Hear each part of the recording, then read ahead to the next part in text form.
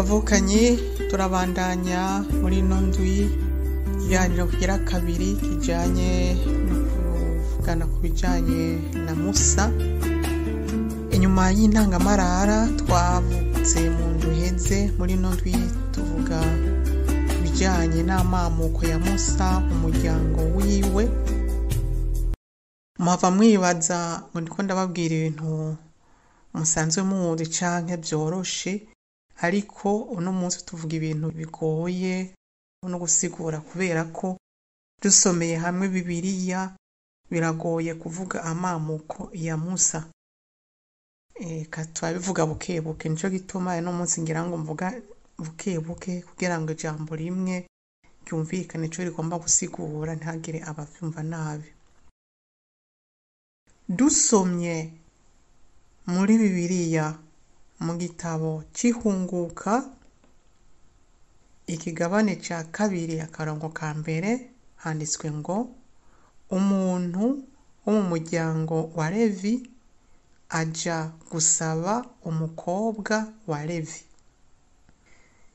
Ibikurikira avuga yuko hacavuka Musa, ni ukuvuga Musa avuka ku mugabo wa mwene Levi no ku mugore wa mwene Levi. Ni uburyo bwo kuvuga yuko Musa ari mwene Levi.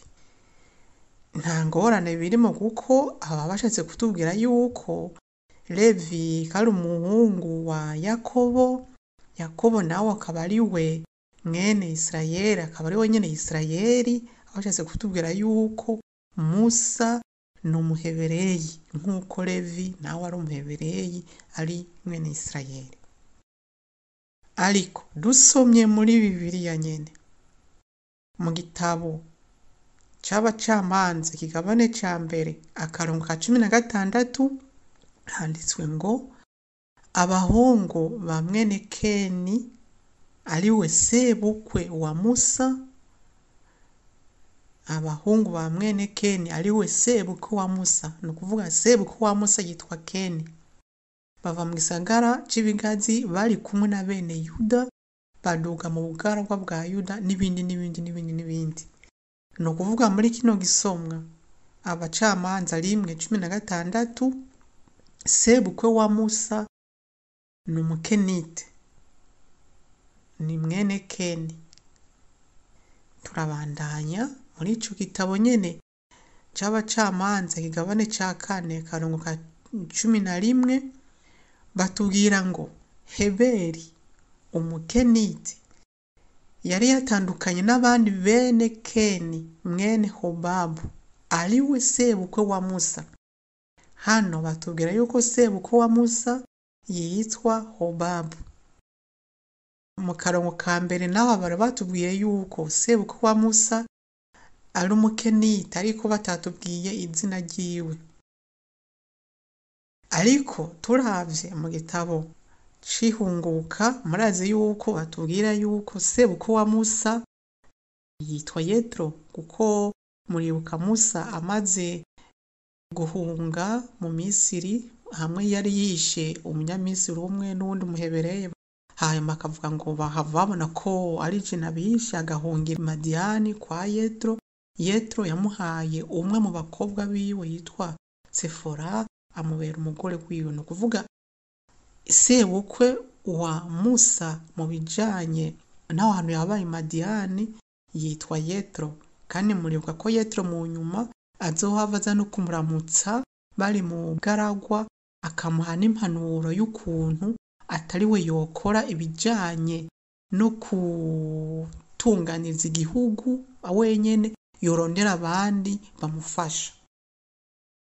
Turabandanya muri ico gitabo nyene c'Abacamanza ikigabane ca 18 akarongo ka 30. Ni igisomwa kigoye, ariko havuga yuko Musa afatanye n'umuryango wa Dani. Kandi mu gitabo c'Ihunguka twamaze gusoma yuko Musa ari mwene Levi. Nuko kubera iki ndababwiye ivyo vyose, ndazi yuko bibagora gutahura bamwe, ariko singomba kugira ngo bibagirira agapfungu mu byo musanzwe muzi kuri Musa. Ngomba kubereka ukuntu ibintu vyerekana Musa, ibisomo bivuga kuri Musa bigomba kumutwereka maze nk'umuntu adafadika. Ni mwene Levi, ni mwene Dani, sebukwe ni umukenite, sebukwe ni Yetro, sebukwe.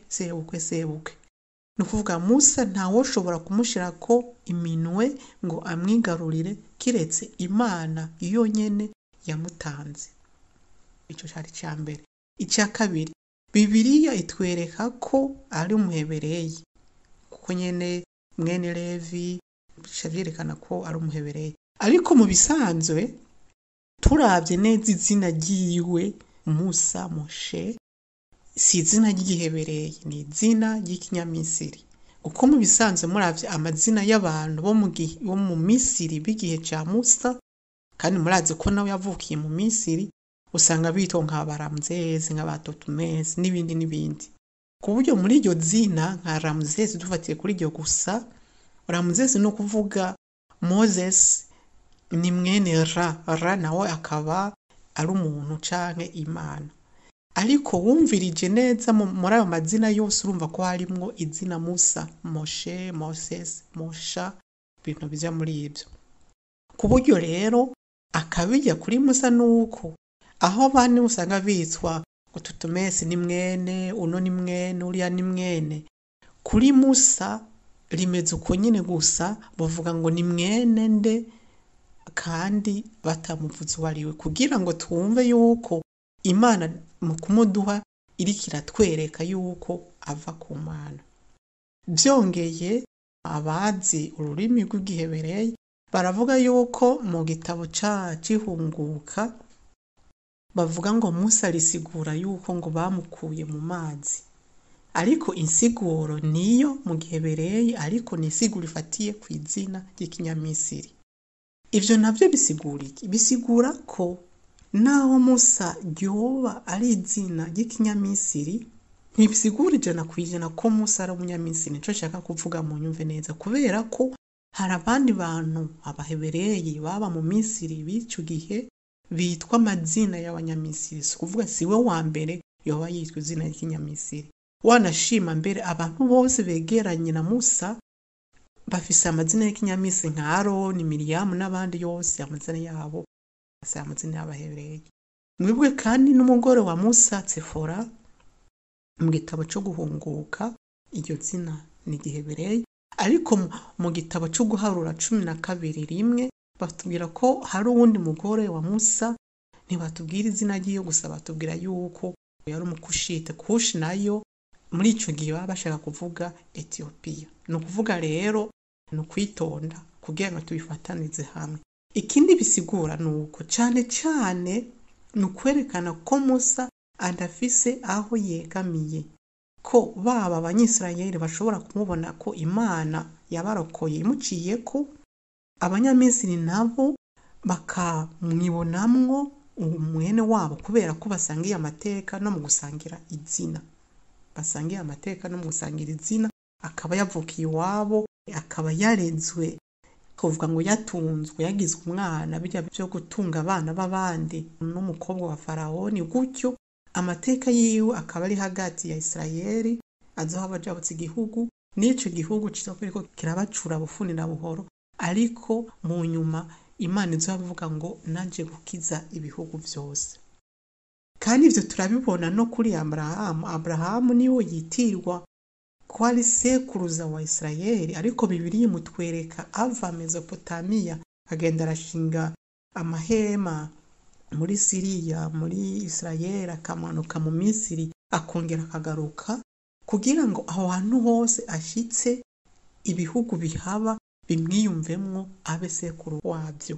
Tuzobigaruka ko, ariko ico twashaka kuvuga nuko Musa ubwiwe izina ririmwo insiguro itwereka yuko ajabukanye igihugu c'abanyisirayeli, ariko n'ibindi bihugu bindi mbere na Misiri yitwa yabacuze na bufuni na buhoro atayisize inyuma. Mu ndwiza tuzobabwira ibijanye n'ivuka ryiwe n'ukuntu Imana ica ku bantu bafashije Musa kuvuka kandi nabo nyine batari abanyisirayeli. Murakoze.